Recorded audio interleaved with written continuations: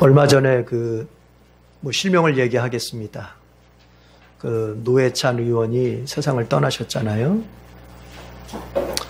그분이나 그분의 정당에 대해서 어떤 정책에 대해서는 공감을 할 수도 있고 안 할 수도 있죠.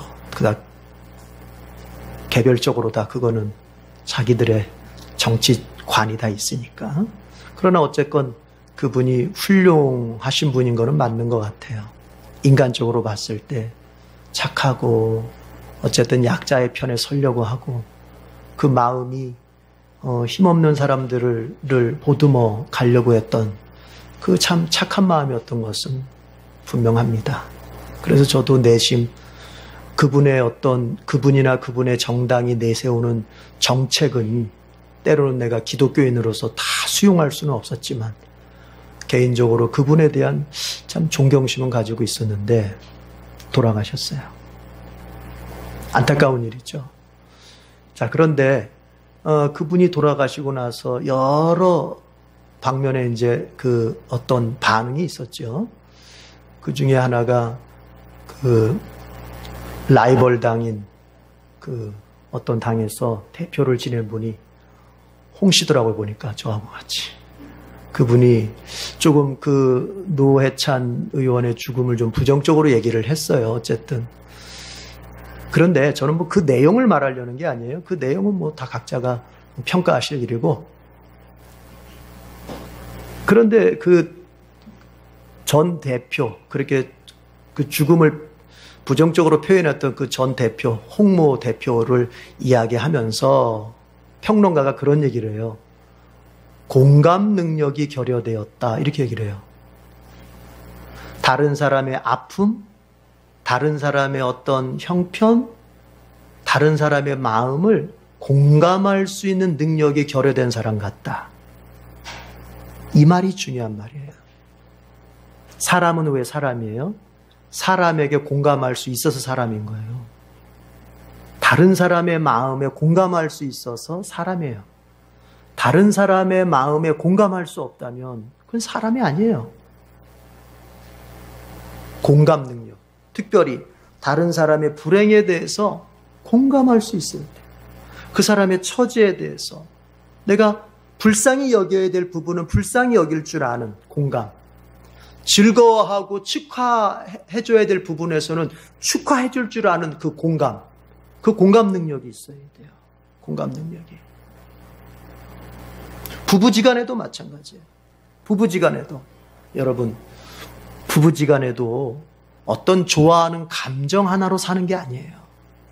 부부가 더 깊이 있게 그 삶을 나눠가며 끝까지 그 희로애락을 같이 할 수 있으려면 필요한 게 뭐냐면 서로가 서로에게 공감해 줄 수 있는 능력이에요. 남편이 아내의 입장을 공감해 줄 수 있어야 되고 아내가 남편의 그 마음을 헤아려 느껴줄 수 있어야 돼요. 부모가 자식한테도 마찬가지고 그게 돼야 이 가정생활이 제대로 돌아가는 거예요. 그게 안 되면 어려운 거예요. 여러분, 또 다른 얘기 좀 해봅시다. 현재의 대통령께서 그분이 정치를 잘한다 이런 걸 떠나서 호감을 가지고 있는 그 이유가 뭘까를 생각해 보면 다른 게 아니고 어쨌든 공감하려고 하는 것 같아요. 백성들의 삶에 대해서 공감하려고 하는 것 같아요. 여러분, 이것이 정말 필요합니다. 특별히 그리스도인들에게는 그게 더 필요한 거예요. 공감. 공감이 안 될 때 싸우는 거예요. 우리 옆 사람과 같이 손을 만져주면서 당신을 이해하려고 애쓰겠습니다. 다시 한 번 더 당신을 이해하려고 애쓰겠습니다. 그럼 같이 공감할 수 있어야 돼요. 공감이 안 되면 뭐예요? 왜 저 사람 저래? 왜 저 사람 저 모양이야? 이렇게 나가는 거예요. 여러분의 가정이 공감 능력이 충만하길 바랍니다. 그래서 서로가 서로를 이해해주고 느껴주고 더 나아가서 보듬어주고. 여러분, 하나님에게 있는 능력 중에 하나가 바로 그 공감의 능력이에요. 엘리야가 오늘 본문에 보면은 완전히 절망하고 낙심하고 지쳐서 삶을 포기하고 있습니다. 그런데 거기에 하나님께서 천사를 통해서 찾아오시고 엘리야의 그 지치고 상한 심령을, 그 포기된 인생에 대해서 하나님이 아주 깊이 간섭하시면서 공감해 주시는 장면이 바로 오늘 이 본문 속에 있어요. 자, 엘리야부터 생각해 봅시다. 여러분, 열왕기상 18장을 볼 것 같으면 엘리야는 대단한 인물로 나타납니다. 혼자서 바알 선지자 450명, 아세라 선지자 400명, 도합 850명하고 대결을 해가지고 이겨버려요. 850대 1 해가지고 엘리야가 이겨요. 또 3년 6개월 동안 오지 않았던 비, 가뭄 때문에 오지 않았던 비가 이제 엘리야의 그 7번의 간절한 기도를 통해서 비가 내리기 시작해요. 엘리야는 승리했고, 그래서 모든 백성들이 엘리야, 그가 진짜 하나님의 종이고 엘리야가 믿는 그 하나님이 이스라엘의 참된 하나님이다 해가지고 엘리야의 승리를 인정해 줬어요. 그런데 대단한 성공을 이루고 대단한 승리를 이루고 그 위상을 높이 올렸던 엘리야가 오늘 19장에 보면은요, 3절 다 같이 읽어봐요. 3절 19장 3절 다 같이. 그 엘리야가 이렇게 변했습니다. 19장 3절 다 같이 시작. 엘리야는 두려워서 급히 일어나 목숨을 살리려고 도망하여 유다의 브엘세바로 갔다. 그곳에 자기의 시종을 남겨두고 두려워서 급히 일어나, 아주 성급히 일어나서 목숨 구걸하겠다고 도망을 갑니다. 어디까지? 유다의 브엘세바까지 갔다. 여러분, 유다의 브엘세바라고 하면은 남쪽의 가장 끝이에요.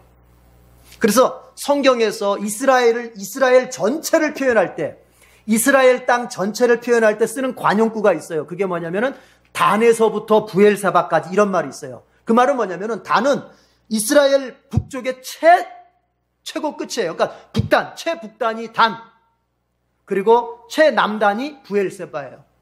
근데 이스라엘은 어디냐? 이 당시는 여러분 왕국이 분열될 때 아닙니까? 분열될 때 하나의 이스라엘이 솔로몬 이후로 분열이 됐잖아요. 그래서 북쪽을 이스라엘이라고 불렀고 남쪽을 유다라고 불렀잖아요. 그러니까 여기 말하는 이스라엘은 어디냐면은 북이스라엘인데, 북이스라엘, 북쪽에 있는 이스라엘에서부터 남쪽에 저 끝까지 엘리야가 도망을 가버리는 거예요.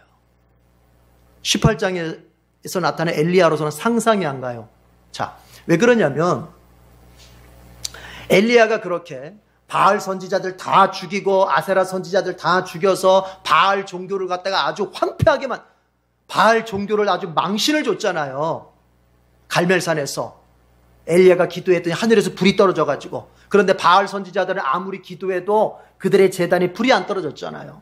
그래서 이스라엘 백성들이 야, 바알은 가짜고 여호와께서 진짜 신이다 해가지고 이렇게 백성들의 마음이 돌이키고 있는데, 이것을 이제 아합 왕이 자기의 부인 이세벨에게 가서 다 고합니다. 아, 엘리야가 이렇게 저렇게 해가지고 하늘에 불이 내리고 당신의 그 종들 있잖아, 바알의 선지자들 다 죽여 어쩌고, 이런 얘기를 다 일렀어요. 그랬더니 이 이세벨이 사람을 시켜서 엘리야에게 편지를 보냅니다. 뭐라고? 내일 이맘때까지 내가 너를 반드시 죽이겠다. 네가 내 선지자들을 죽였으니 나도 너를 반드시 죽이겠다. 만약에 내가 너를 죽이지 못하면 천벌을 받아도 좋다. 내가 너 반드시 죽인다. 이 한마디에 엘리야가 마음이 두려움에 사로잡히게 되는 거예요. 여러분, 이것은 18장에 나타났던 엘리야의 모습과는 완전히 다른 모습이에요. 18장에서는 850명의 그 이방 선지자들을 상대로 해서 다 이겼던 엘리야인데, 그 여인네에 위협하는 말 한마디에 두려워져가지고 도망쳤다. 여러분, 우리가 알아야 될 게 있어요. 인간은 나약한 존재예요. 대단한 것 같아도 나약한 존재예요. 그리고 이걸 알아야 돼요. 누구라도 낙심하고 넘어질 수 있다는 걸 알아야 돼요. 어제 잘 믿었습니까? 오늘 넘어질 수 있다는 걸 알아야 돼요. 어제는 대단한 믿음을 보였습니까? 오늘은 내가 믿음이 하나도 없을 수도 있다는 걸 알아야 돼요. 어제는 기적을 나타내는 선지자였지만 오늘은 두려워 도망가는 사람이 될 수도 있다는 걸 알아야 돼요. 그래서 바울이 말합니다. 선줄로 생각하는 자는 항상 넘어질까를 조심해라. 내가 기도 몇 시간씩 하고 성령이 충만하니까 됐다. 이때부터 그 사람 이미 넘어진 거예요. 그 생각이 들었습니까? 넘어진 거예요. 넘어진 거예요. 금이. 넘어지지 않는 사람은 항상 어떤 마음인 줄 아세요? 아직도 부족하구나. 아직도 모자라구나. 내가 주님 앞에서 해나가는 신앙생활이 아직도 멀었다. 아직도 멀었어. 여러분, 이 사람은 안 넘어져요. 누가 넘어져요? 이 정도면 됐어. 주님 앞에 내가 이 정도 신앙생활하면 됐지. 내가 교회생활 이 정도 했으면 됐지. 11조도 하고 주일마다 예배 오고 내가 봉사도 하고 죄송합니다. 그 사람은 이미 넘어졌어요. 엘리야가 그런 거예요. 엘리야가 장담 못하는 거예요. 누구도. 어제 뜨거웠던 그 사람이 오늘 눈 뜨고 나면 냉랭해질 수 있는. 그래서 그 미국의 청교도 중에 아주 유명한 청교도 조나단 에드워즈라고 하는 사람의 일기를 보면요, 여러분, 그 조나단 에드워즈는 미국의 건국의 아버지에 속할 정도로 대단한 사람 아닙니까? 미국 철학의 그 시조 아닙니까? 그러면서도 신학자예요. 근데 이 조나단 에드워즈 일기를 보면은 그런 내용이 나와요. 주님, 어제는 그렇게 뜨거웠는데 내 심령이 아침에 눈을 떠보니 내 심령이 왜 이렇게 메말랐습니까? 어제까지는 기도를 많이 해가지고 막 성령 충만했는데 눈 떠보니까 오늘은 냉랭해요. 여러분, 우리의 신앙이 이렇게 변화무쌍하다는 걸 알아야 돼요. 그래서 우리가 신앙생활을 하면서 감정을 따라가면 반드시 믿음은 곤두박질 치게 돼 있어요. 감정 따라가면 망하는 거예요. 지금 뜨거운 감정입니까? 이걸 아셔야 돼요. 그 뜨거운 감정이 오늘 오후에 가면 차가워질 수도 있는 거예요. 그럼 뭐예요? 겸손해야 돼요. 사람은 그저 겸손해야 돼요. 쟤보다 내가 더 낫다. 이런 마음 가지면 넘어지는 거예요. 겸손해야 돼요. 우리의 믿음의 비교는 절대로 다른 사람하고 비교하는 게 아닙니다. 바울은 말합니다. 그리스도의 장성한 분량에 이르기까지 우리의 믿음의 비교는 그리스도와 할 것이지, 내가 저 집사보다 낫다, 내가 저 아무개보다 낫다, 이러면 넘어져요. 누구하고 비교? 예수님하고 비교. 그러면 거기에서 나타나는 게 뭐예요? 항상 부족해요. 기도를 했어도 더 해야 되겠고, 말씀을 읽어서도 더 읽어야 되겠고, 내 자신을 훈련시켜도 더 훈련시켜야 되겠다. 여러분, 엘리야가 넘어지는 모습을 보고 있습니까? 낙심하는 모습을 지금 우리가 보고 있습니다. 명심하십시오. 손가락질할 거 없습니다. 나도 그럴 수 있다. 따라합시다. 나도 얼마든지 넘어질 수 있다. 이걸 알아야 돼요. 자, 그런데 누구든지 낙심하고 넘어질 수 있는데 중요한 게 있습니다. 낙심될 때, 내가 넘어질 때 조심할 게 있어요. 오늘 4절을 다 같이 봐요. 4절을 다 같이 봐요. 다 같이 읽어봅시다. 시작. 자신은 홀로 광야로 들어가서 하룻길을 더 걸어 어떤 노뎀나무 아래로 가서 거기에 앉아서 죽기를 간청하며 기도하였다. 주님, 이제는 더 바랄 것이 없습니다. 나의 목숨을 거두어 주십시오. 나는 내 조상보다 조금도 나을 것이 없습니다. 여러분, 우리가 낙심할 수 있거든요. 넘어질 때 있어요. 정말 잘하고 싶었는데 내가 원하던 대로 일이 안 되면서 낙심되고, 내가 기대했던 대로 뭔가 현실이 돌아가지 않으면서 낙심될 수 있거든요. 엘리야는 이렇게 기대했을 거예요. 야, 내가 갈멜산에서 그렇게 뽐때를 한번 보여줬으니까 이제는 이스라엘 백성들이 한 번에 이제 여호와를 잘 섬기고 나도 잘 종으로서 잘 떠받들겠지. 근데 그거는 시간이 걸리는 일이거든요. 조급했어요. 엘리야가 오히려 이세벨 왕비한테 역습을 당한 꼴이 됐거든요. 죽인다고. 우리의 기대하는 바와 다를 때, 내가 원했던 바와 다를 때, 내가 생각했던 그 시점과 그 결과가 다를 때 우리 마음이 낙심됩니다. 낙심돼요. 신앙은 시험 들고 내 정신과 몸은 지쳐갑니다. 그렇잖아요? 자, 그럴 때 조심할 게 있어요. 뭘 조심해야 됩니까? 4절 보니까 자신은 홀로 광야로 들어갔다 그랬습니다. 홀로! 이거 조심해야 돼요. 홀로 있는 시간, 이거 조심해야 돼요. 여러분, 낙심되면요, 자꾸 혼자 있고 싶어져요. 뭔가 일이 안 되면 자꾸 혼자 있고 싶어져. 그 혼자 있고 싶어진다는 마음이 뭔지 아세요? 모든 관계를 끊고 계속해서 자기 안으로 숨어 들어가고 싶은 거예요. 사람 만나는 게 싫어요. 여러분, 일이 잘 안 되면 어때요? 사람 만나는 게 싫어. 사람과 얘기하는 게 싫어. 홀로 있고 싶어. 그런데 우리가 성경적으로 봤을 때 홀로 있는 것이 긍정적인 면도 있고 부정적인 면도 있어요. 홀로 있는다. 긍정적인 건 뭐냐? 내가 하나님을 만나기 위해서 다른 사람과의 만남을 절제하는 거, 홀로 있는 거, 이거는 좋은 거예요. 이건 좋은 거예요. 내가 하나님을 더 간절히 찾기 위해서 다른 사람들과의 만남을 내가 절제합니다. 이건 좋은 거라고. 이건 좋은 홀로 있음이에요. 좋은 고독이에요. 그래서 중세 역사, 우리가 교회 역사를 볼 것 같으면 사막에 수도사들이 있었던 이유가 바로 그거예요. 내가 하나님과의 만남에 집중하고자 내가 사람들과의 만남, 문명과의 만남을 딱 끊어놓고 사막 한가운데 텐트 하나 쳐놓고 거기서 그냥 하루 한 끼씩 먹으면서 그저 기도에 몰입하는 거예요. 기도에. 그 이유는 뭐예요? 하나님을 만나기 위해서. 바울도 말합니다. 절대로 부부가 절대로 분방하지 말아라. 각방 쓰지 말라는 얘기입니다. 부부는 각방 쓰면 안 돼요. 반드시 시험 들어요. 남자가 시험 들든 여자가 시험 들든 반드시 시험 들어요. 반드시 그렇게 되게 있어요. 그래서 바울이 말합니다. 부부를 절대로 분방하지 마라. 각방 쓰지 마라. 그런데 기도할 때를 얻기 위해서는 좋다.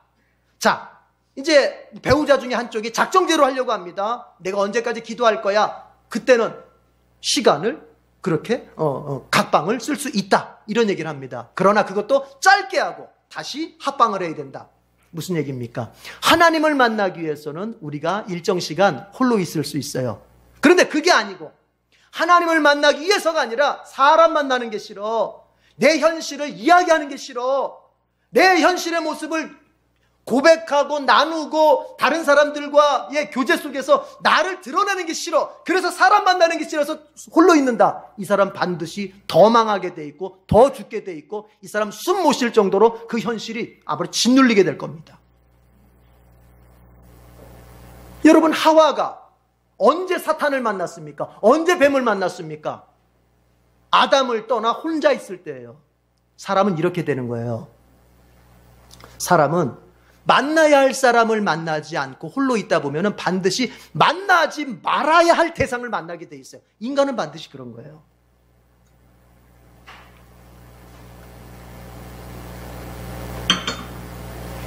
반드시 그렇게 되는 거예요. 인간은. 하나님을 만나야 할 사람이 하나님을 만나지 않고 홀로 있으면 사탄을 만나게 돼 있어요. 믿음의 사람들을 만나야 할 사람이 믿음의 사람들과의 만남을 싫어하면 반드시 그 사람은 다른 대상들을 만나게 돼 있어요. 반드시. 인간의 영혼의 상태, 인간의 마음의 상태는 진공 상태는 없어요. 비어있는 상태는 없는 거예요. 무엇인가로 채워지게 돼 있어요. 내가 하나님으로 채우느냐 아니면 사탄으로 채워지느냐, 내가 믿음의 사람들과의 교제로 내 마음을 채우느냐, 그게 안 된다. 그걸 거절한다. 그러면 그 사람은 반드시 만나지 말아야 할 사람, 상대하지 말아야 할 그것으로 말미암아 채우게 돼 있어요. 가만히 생각해 보세요. 그렇게 돼 있어요. 믿음의 사람들과 함께할 그 시간을 포기하면 젊은 사람들 같으면 게임에 빠지든지, 나이 든 사람 같으면은 뭐 이것저것 먹고 마시는 데를 가든지, 뭐 제가 표현하지 않겠습니다. 다. 하여튼 뭐로든지 채우게 돼 있어요. 이걸 아셔야 돼요. 홀로 있는 것 조심해야 됩니다. 낙심할수록 하나님 앞에 나와야 되고, 낙심할수록 믿음의 사람들과 교제할 수 있어야 돼요. 두 번째는 뭐냐면, 여러분, 낙심할수록 조심해야 될 것 두 번째가 기도가 부정적이면 안 돼요. 4절에 보니까 뭐라고 기도합니까? 로뎀나무 아래에 가서 거기 앉아서 죽기를 간청하며 기도합니다. 나 죽여주십시오. 하나님, 나 죽여주십시오. 이제 됐습니다. 이만큼 했으니 됐습니다. 나 좀 죽여주십시오. 여러분, 기도가 왜 이따입니까? 기도라고 해서 다 같은 기도가 아니에요. 거기 말에 써 있잖아요. 죽기를 간청하며 기도하였다. 여러분, 바울은 뭐라고 말합니까? 신자의 기도가 무엇을 통해서 이루어져야 된다? 따라합시다. 감사함으로. 아뢰라. 그렇게 얘기했잖아요. 빌립보서에서 너희들은 아무것도 염려하지 말고 무슨 일을 만나든지 무슨 염려를 만나든지 아무것도 염려하지 말고 오직 감사함으로 아뢰라. 우리의 기도가 감사 가운데 이루어져야 돼요. 이거 없고 저거 없고 이거 막히고 저거 막히고 했다 할지라도 주님 왜 이렇게 어쩌고 저쩌고 그렇습니까? 원망하는 게 아니라 감사함으로. 하나님의 뜻이 있지. 하나님의 뭔가 방법이 있지. 감사함으로. 세 번째, 여러분 낙심할 때 조심해야 될 거 세 번째는 뭐냐면 남하고 비교하는 거예요. 비교하면 안 돼요. 4절 끝에 가니까 이렇게 돼 있어요. 나의 목숨을 거두어 주십시오. 나는 내 조상보다 조금도 나을 것이 없습니다. 누구누구보다 이거 망조예요. 아니 내가 어려움 당하면 당했지. 여러분 잘 사는 사람 보면서 비교하고 나보다 잘난 사람 보면서 비교하면서 나를 더 두들겨 팰 건 없잖아요. 나를 더 비하시킬 필요는 없잖아요. 그런데요 내 삶이 자꾸 어려워지면요 이상하게 우리는 비교를 하게 돼요. 내가 가난하게 되면 자꾸 저 부자들 놈들 때문에 내가 그래. 내 가정이 자꾸 어려워지면 아유 이게 무서운 겁니다. 여러분 공산당이 70년의 역사만을 망했잖아요. 공산당이 왜 망한 줄 아세요? 항상 공산당 사상은요 딱 하나예요. 남의 탓이에요. 남의 탓. 내가 못 살게 된 게 저 놈 탓이고 내가 이렇게 된 게 저 사람 탓이고 다 남의 탓 남의 탓. 자기 원인은 없어. 그러니까 하나님 망하게 만들어버리는 거예요. 여러분 남의 탓할 거 비교할 거 없고 남의 탓할 거 없습니다. 내 인생은 내 인생이에요. 내가 가야 할 길이 있는 거예요. 내가 가야 할 길. 찰스 앤디라는 분이 그런 책을 썼어요. 홀로 천천히 자유롭게 라고 하는 책을 썼는데 그분이 거기서 말해요. 이렇게 말합니다. 1등 되려고 하지 말고 좋아하는 일 해라. 우리는 1등 좋아하잖아요. 그게 아니고 내 자식한테 너 1등 돼야 돼? 너 최고 돼야 돼? 아니에요. 네가 좋아하는 일이 뭐야? 너 그거 해. 하나님이 너에게 주신 은사, 너에게 주신 재능 그거 해. 그거. 아시겠어요? 1등이 아니고 1등 되려고 하지 말고 좋아하는 일을 해라. 또 모방하지 말고 남과 비교하지 마라. 천천히 자기만의 일을 해라. 남하고 비교하면서 남이 법대 가니까 법대 쫓아가고 남이 의대 가니까 의대 쫓아가고 남이 대통령 되니까 아예 세뇌를 시켜. 저도 어렸을 때 그런 세뇌를 받았어요. 야, 넌 누가 물어보거든 대통령이 된다고 해라. 넌 미래의 대통령. 아니 대통령 될 사람이 따로 있고 그렇죠? 마을에 이장이 될 사람이 따로 있는 거예요. 뭘 굳이 같이 가려고 그래요. 다 자기의 길이 있는 거예요. 자기의 일이 있는 거예요. 아시겠습니까? 비교할 게 없어요. 그래서 우리 이렇게 가야 돼요. 천천히 자기의 길만 가면 되는 거예요. 뭐 비교하지 마세요. 속도도 비교하지 마세요. 아유 저 사람은 저 나이에 벌써 저렇게 했는데 여러분 그건 그 사람의 속도고 나는 내 속도에 맞춰서 가면 되는 거예요. 그렇죠? 아이고 애들이 말이 좀 더딘 애들이 있잖아요. 그렇죠? 아 그러면 말이 좀 더디면 어때요? 내 속도에 맞춰서 말하게 되면 되지. 저하고 이름이 똑같은 외삼촌이 있어요. 저는 홍성일, 그 삼촌은 김성일. 이름이 똑같아.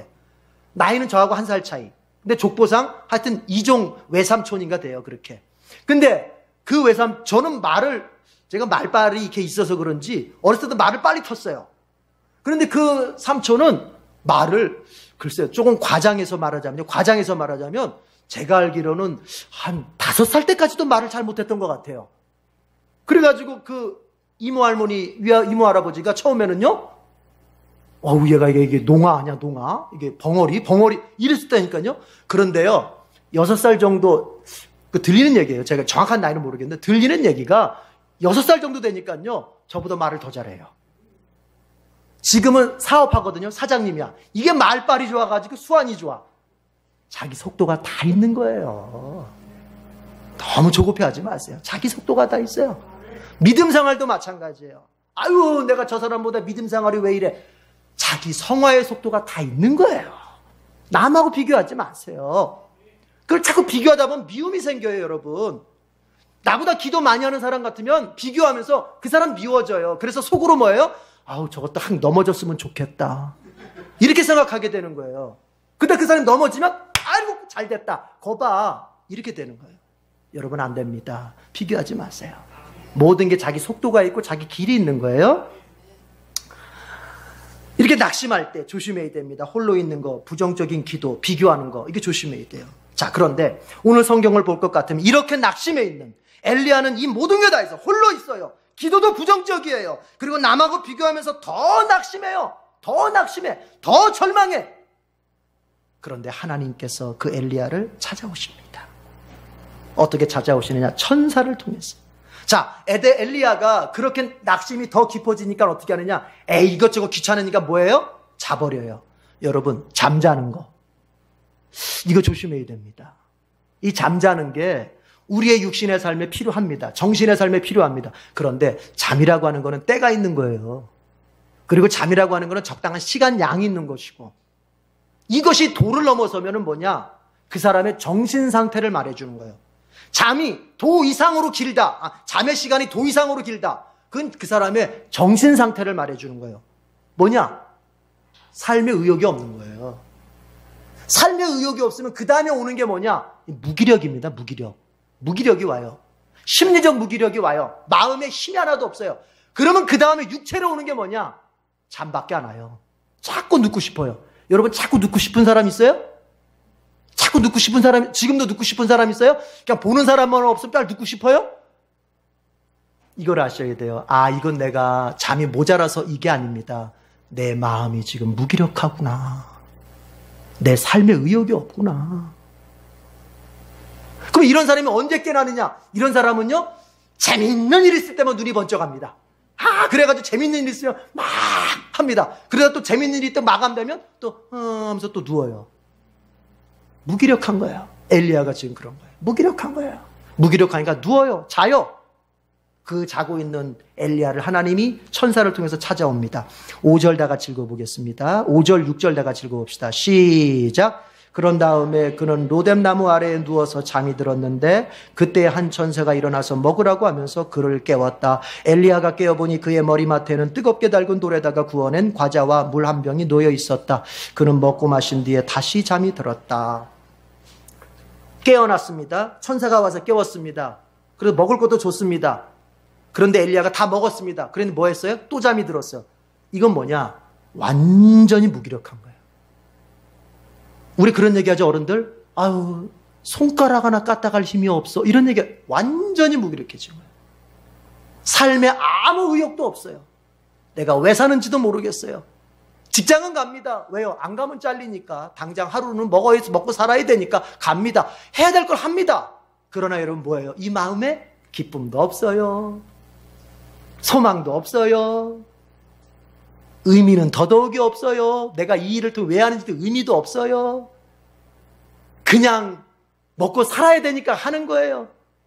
그러면 여러분 보세요. 그 사람이 갖는 거 딱 두 가지예요. 뭐냐? 잠자는 거, 그 다음에 쾌락. 딱 두 가지예요. 잠자지 않으면은 TV 앞에 앉아 있거나 게임기 앞에 앉아 있게 돼요. 젊은 사람들. 반드시 그렇게 돼요. 잠자는 거 아니면은 쾌락. 둘 중에 하나예요. 이거는 여러분이 깨달으셔야 돼요. 내 영혼의 상태, 내 마음의 상태가 무기력한 상태구나 알아야 돼요. 이건 치료받아야 될 것이지 저절로 해결되는 게 아니에요. 이건 치료받아야 될 상태인 거예요. 이건 죄송합니다. 이건 병이에요. 정신병이에요. 이건 심리적 병이라고요. 이게 심해지면 뭐가 되느냐? 우리가 소위 알고 있는 우울증이라는 것이 오는 거예요. 우울증이 그렇게 오는 거예요. 그리고 아십니까 여러분? 우울증이 더 심해졌을 때 치매가 오는 거예요. 우울증과 치매의 관계 그렇게 가는 거예요. 우울증을 거쳐서 치매로 가는 거예요. 그래서 외로움을 잘 타는 노인일수록 치매에 잘 걸려요. 이건 통계예요. 뭐냐? 치료받아야 돼요. 치매 걸리지 않고 건강하길 바랍니다. 그럼 우울증 걸리지 않아야 되거든요. 우울증 어떻게 하면 걸리냐? 오늘 성경에 봅니다. 하나님이 찾아오십니다. 하나님이 그를 치료하시려고, 하나님이 그를 위로하시려고, 하나님이 그를 격려하시려고 하나님 찾아오십니다. 여러분, 하나님은 어떤 분이신가? 낙심한 성도, 자기를 잘 믿었다가 자기를 위하여 열심히 살았다가 지금은 두려움 때문에 낙심하고 절망했을 때 하나님은 비웃지 않습니다. 아이고 네가 그렇지 뭐 네 하는 일이 다 그 모양이지 뭐 좀 잘하는 것 같더라니 결국 그거냐? 비웃지 않습니다. 우리의 이 모습 있는 그대로를 보시면서 찾아오시고 다시 힘을 얻을 수 있도록 위로하시고 격려해 주시는 분이에요. 여러분, 우리는 어때요? 누군가가 좀 잘하면은 샘내고 못하면 어때요? 아이고 고소하다, 거봐, 무시하거든요. 그러나 하나님은 그렇게 하시잖아요. 잘했을 때는 하나님이 축하의 박수를 쳐주고 못했을 때, 넘어졌을 때는 와서 위로해 주시는 분이란 말이에요. 하나님이 찾아오셨어요. 그런데 또 보십시다. 여러분, 하나님의 위로와 격려는 한 번으로 끝나지 않아요. 여러분, 7절을 다시 보면 이렇게 돼 있어요. 주님의 천사가 두 번째 와서, 무슨 얘기입니까? 엘리야에게 한번 먹을 걸 줬어. 힘내라고. 그랬더니 먹고 나서 엘리야가 다시 잠이 들었잖아요. 그런데 하나님께서 어떻게 했어요? 천사를 다시 보내는 거예요. 두 번째 와서 다시 깨워요, 엘리야를. 이건 무슨 의미냐? 여러분, 하나님은 하나님의 백성의 그 위기와 하나님 백성의 그 실패와 넘어짐과 우울함과 그 아픔을 대충 한번 이렇게 끝까지 책임지는 거야. 하나님은 하나님의 사람을 끝까지 책임지는 거예요. 여러분, 부모도 자식을 끝까지 책임 못 집니다. 여러분, 저도 해보지만 우리 애들 막 하다가 말 안 들으면 결국엔 뭐예요? 알았어, 그냥 니네 마음대로 해. 이렇게 되거든요. 부모도 그렇게 되는 거예요. 그러나 하나님은 끝까지. 이 두 번째라는 말은 두 번 하고 끝난다는 얘기가 아니에요. 끝까지. 요한복음 14장에 보면 뭐라고 되어 있습니까? 예수님께서 제자들을 사랑하시되 끝까지 사랑하셨다. 그렇게 되어 있어요. 끝까지 사랑하셨다. 하나님은 여러분을 끝까지 사랑하십니다. 여러분이 예수 잘 믿을 때도 사랑하시지만 여러분이 낙심해서 시험 들어서 넘어질 때도 사랑하십니다. 여러분이 주님 앞에 봉사 잘할 때도 주님께서 여러분 편이시지만 여러분이 낙심해서 봉사 못할 때도 하나님은 여러분의 편이십니다. 이걸 알아야 돼요.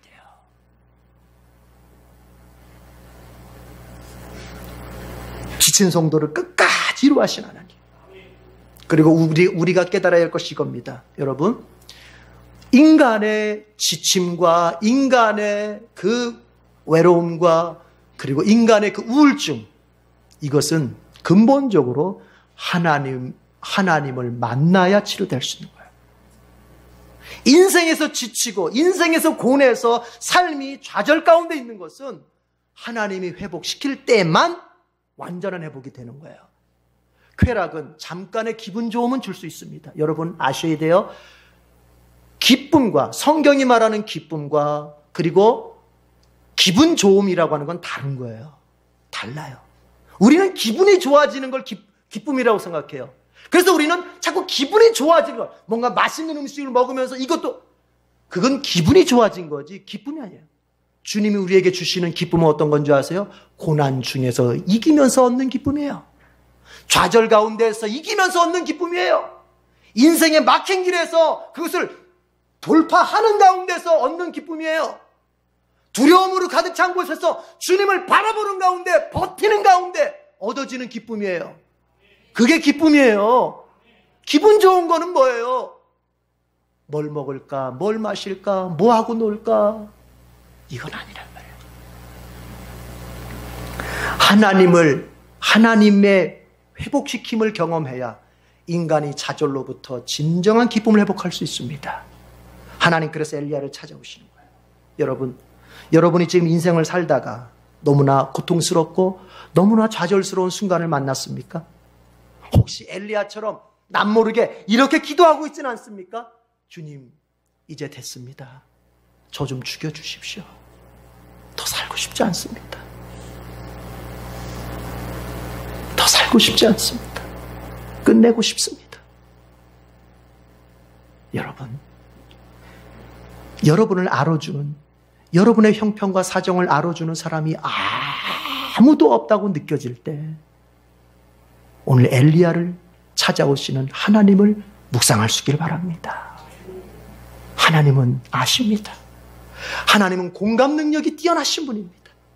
자기 자녀의 그 아픔과 자기 백성의 그 아픔, 자기 자녀의 그 허기짐과 자기 자녀의 그 현실과 그리고 그 내면의 고통이 무엇인지, 그 필요가 무엇인지 잘 알고 계십니다. 그래서 그분이 만나주러 오시는 것입니다. 여러분, 고통은 분명히 인간적인 눈으로 보면은 나쁜 것으로 보입니다. 그러나 영적인 의미에서, 신앙적인 의미에서 고통은 나쁘기만 한 것은 아닙니다. 왜냐하면 그 고통, 그 고난, 그 낙심, 이것이 있을 때 하나님의 은혜, 하나님의 찾아와 주심, 하나님의 위로, 하나님의 격려, 그것을 경험할 수 있기 때문에 그렇습니다. 저도 목회를 하면서 개인적으로 참 낙심의 시간을 많이 경험합니다. 인생의 그 사망의 음침한 골짜기와 같은 시기를 많이 지나봅니다.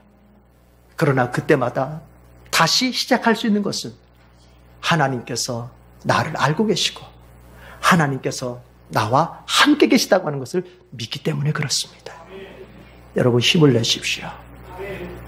하나님께서 여러분을 아십니다. 하나님 여러분을 찾아오셨고 오늘 위로하십니다. 믿음으로 받을 수 있길 바랍니다. 한 가지 짧게 언급하고 마칩니다. 여러분, 하나님이 이처럼 낙심한 우리를 위로하시고 격려하시는 분이신 것처럼 우리의 남은 생에 어떻게 살아야 될까요? 하나님이 무기력하고 우울증에 빠져서 아무것도 하고 싶지 않은 나에게 새 힘을 주시는 분이신 것처럼 우리의 남은 생을 어떻게 살아야 될까요? 낙심한 자를 앞에다 두고 우리가 무시하고 낙심한 자를 앞에다 두고 우리가 짓밟으며 살 겁니까?